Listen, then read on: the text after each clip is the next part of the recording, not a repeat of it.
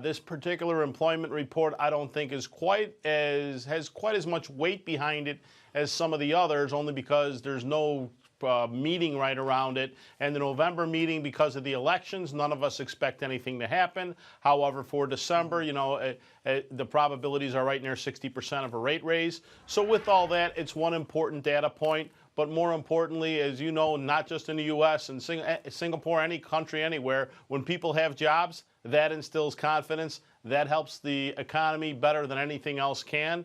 So I would call today's session a little bit listless.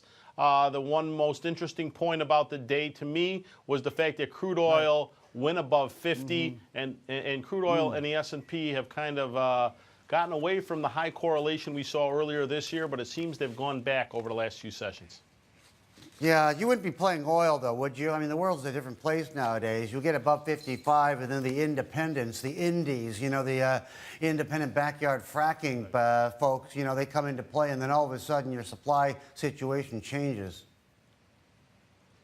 Well, and really, it's interesting. Crude oil, psychologically, 50 was the big number, but really, if you talk to those who really charted a lot, et cetera, they'll tell you 51 is really the area to be careful of. So, we got above 50, and again, we all like to look at round numbers, but in reality of trading, I think that, your viewers who are watching right now want to keep an eye if we get up toward 51, because that's going to be the real number that, as you're talking about, can spring us to 55 if we get above it.